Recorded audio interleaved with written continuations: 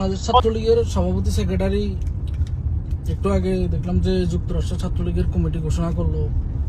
ওখানে আমার নাম নাই। নাম না থাকার কারণ হচ্ছে আমার ফোন দিছিল, ফোন দিয়ে বলতেছিল তোমরা যদি যুক্তরাষ্ট্র ছাত্রলীগের না রাখি, মানে গ্রুপ কল করছিল তোমার কেন্দ্রে রাখবো কিনা বা কমিটিতে রাখবো কিনা। আমি না, আমার রাজনীতিতে যুক্তরাষ্ট্র কেন্দ্রিক রাখলে আমার যুক্তরাষ্ট্রে রাখতে হবে। আর আমি ছাত্রলীগ যেহেতু করি, ছাত্রলীগের পক্ষে যেহেতু কথা বলি, আমি কাজ করেই যাব। যুক্তরাষ্ট্রের মোটামুটি সবাই জানে আমার কতগুলো ছেলে পেলে যুক্তরাষ্ট্রের রাজনীতি করে। আর আমি 5ই আগস্টের আগ থেকে জুলাই থেকে এখন পর্যন্ত কি করছি এটা সবাই জানে। এখন কোন ইঙ্গিতে বা কোন দিক থেকে মনে হয়েছে যে আমি যুক্তরাষ্ট্র ছাত্রলীগের কমিটির পদ পাওয়ার যোগ্য না, এটা আমি জানি না। অনেকে আমার কল দিতেছেন, আমার কাছে রিপ্লাই নাই। আপনারা যেটা দেখতেছেন আমি ওটা দেখতেছি। এটা একদম কাগজে কলমে তো ঘোষণা করে দিছে, এরপরে আর কোনো কিছু বলার নাই। আমি চাই না কাউরে গালিগালাজ করি, তর্ক বিতর্ক করি, এই করি সে করি, এগুলো আমার দ্বারা এখন আর আপাতত সম্ভব না। আমার রাজনীতি করব, আমি ছাত্রলীগ নিয়ে কথা বলবো, ছাত্রলীগের পক্ষে আমি কাজ করে যাবো। তাদের কমিটি টমিটি এগুলাতে আমার কোনো দেখার বিষয় না। এরা বড় নেতা, এদের জ্বালা ভালো লাগছে তাই করছে। সো এতটুকুই। বাংলাদেশের মানুষ আমরা জানে, আওয়ামী লীগের ছাত্রলীগের কর্মীরা সারা বাংলাদেশের জানে যে আমি কিভাবে আওয়ামী লীগের জন্য হাল ধরছি। সর্বপ্রথম আমি কথা বলা শুরু করছি তখন তারাও ডিএক্টিভ ছিল। আমি যখন কথা বলা শুরু করি তারাও তখন ডিএক্টিভ, তারাও ফেসবুকে নাই।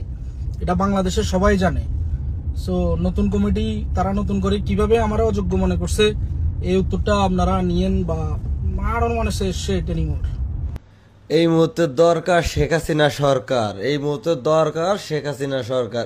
এই কইতে কইতে আমাদের নেতাকর্মীরা যে এত চারটা চাটছে বলার বাইরে। যুক্তরাষ্ট্র ছাত্রলীগের কমিটি দিছে, কমিটি দিলে সেই জায়গায় এমন এমন পার্সনরে দিয়ে কমিটি দিছে তা বলার বাইরে। ঠিক আছে, যারা বঙ্গবন্ধুর নিয়ে ট্রোল করে তারা বলে যুক্তরাষ্ট্র ছাত্রলীগের সভাপতি হওয়ার পথ পায়। এই যে এনান, এই যে বাংলাদেশ ছাত্রলীগের সাধারণ সম্পাদক এনান, এই খানগির পোলা বাংলাদেশ ছাত্রলীগের যখন প্রস্টিটিউট বলা একটা মেয়ে তারে নিয়ে বাংলাদেশ ছাত্রলীগের ভেরিফাই পেজে লাইভ করে, তখন ওরা আমি ফোন দিছিলাম।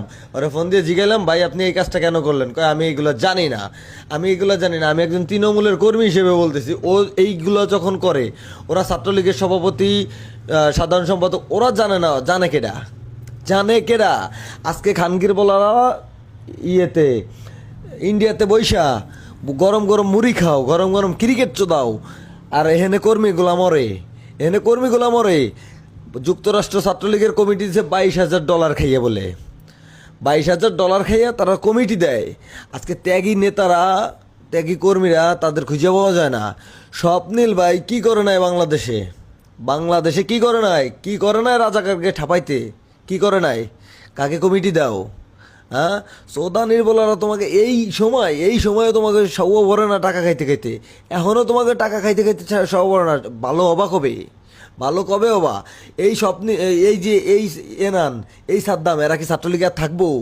আর ছাত্রলীগে থাকবো? এরা তো যুবলীগে যাবো, এরা যুবলীগটারও শেষ করে দিব। পাবনাতে দেখলাম এই অবস্থা, সাধারণ সম্পাদকের পদ। এই খানকির পোলাকে পেট কবে ভরবো? হ্যাঁ, এই সমস্ত মাদারচোদ মার্কা হাইব্রিড নেতাদের জন্য আজকে বাংলাদেশ আওয়ামী লীগের এই অবস্থা, বাংলাদেশ ছাত্রলীগের এই অবস্থা। হ্যাঁ, এখন আপনি একটা কর্মী পাইবেন, এখন আপনি একটা নেতা পাইবেন, হ্যাঁ, বের করতে কত? বাংলাদেশে এমন কোনো মানুষ নাই যে তার কাছে অনুদান পর্যন্ত পাঠায় নাই স্বপ্নিল। হ্যাঁ, তোরা এক জায়গায় করো, নাটক চোদাস, চোত মারানির পোলারা, দালাল।